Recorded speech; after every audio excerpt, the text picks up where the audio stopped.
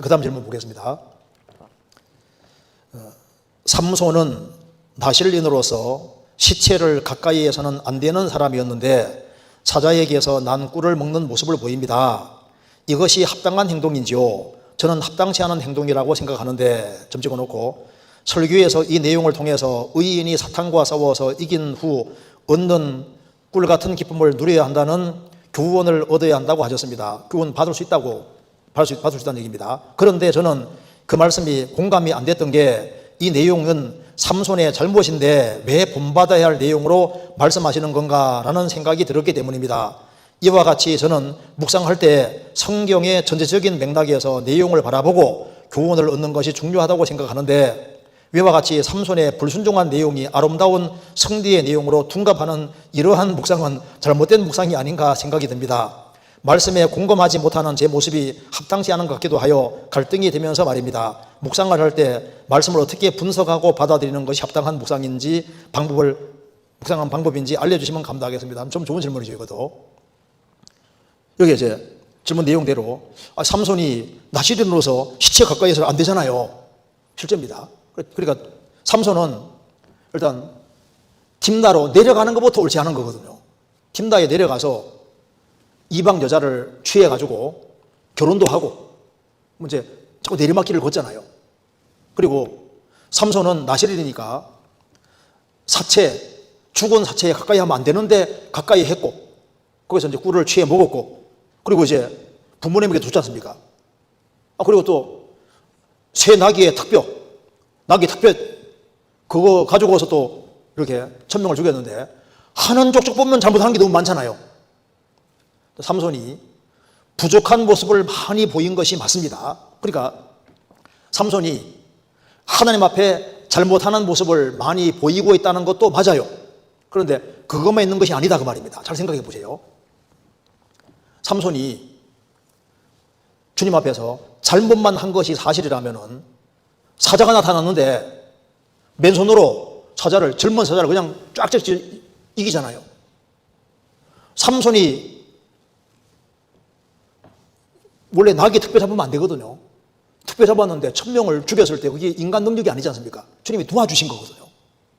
삼손은 잘못을 범하는 것이 있었지만은 주님이 사용하신 것도 계속 있었다 그 말입니다. 그래서 부정적인 모습이 있다고 해서 긍정적인 모습이 없는 것이 아닌 거예요.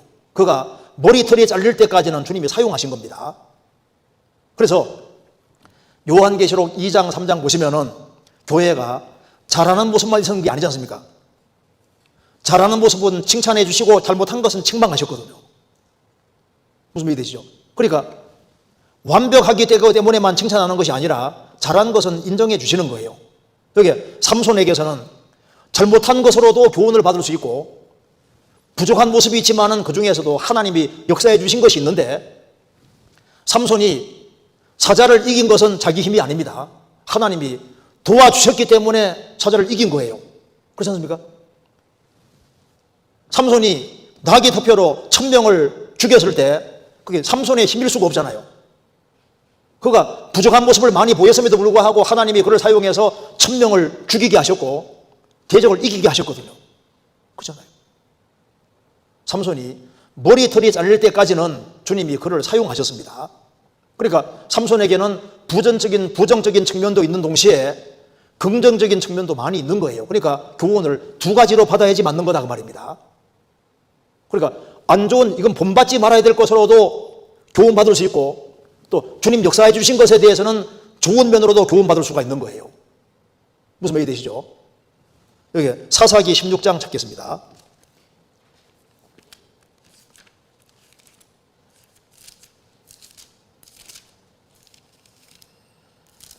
(16장)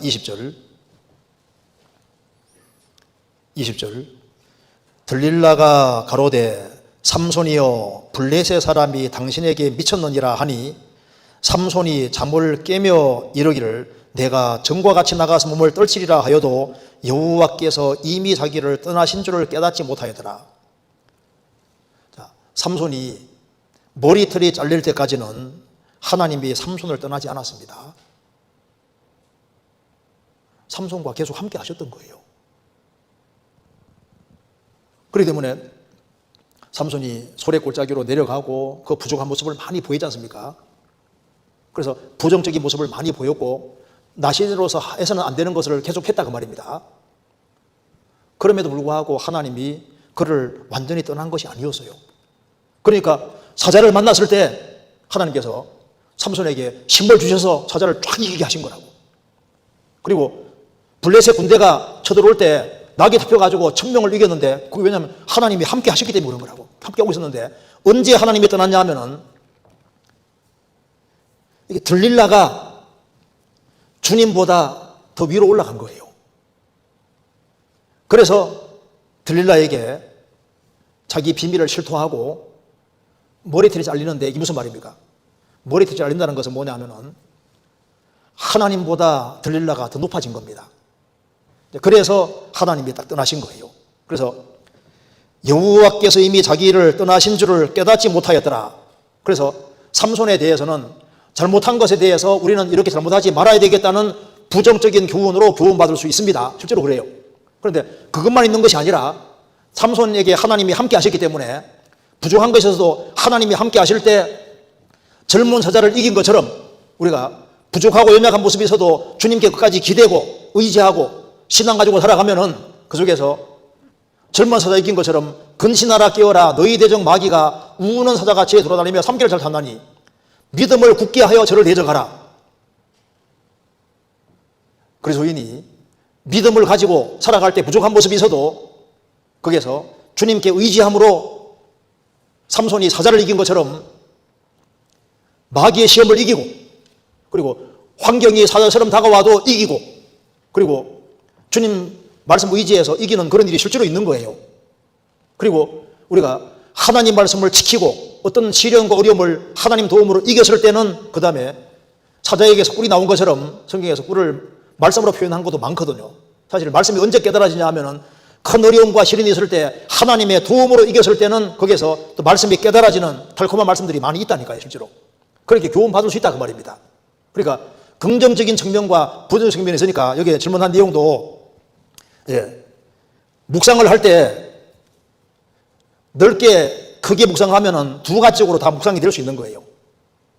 부정적으로만 묵상이 되면은 부정적인 것만 거기에다 성경 왜 기록해놨냐고요. 삼손이 굉장히 길게 기록되어 있거든요. 삼손이 나실인 자체가 구별된 사람이고 그리스도인의 그림자인 거예요. 그래서 그가 부족한 모습을 많이 보인 것도 있지만은 그가 주님을 의지하는 믿음도 있고 주님이 역사해 주신 것도 있기 때문에 두 측면이 같이 있다는 것을 생각을 해야 되는 겁니다. 무슨 말 이해되시죠?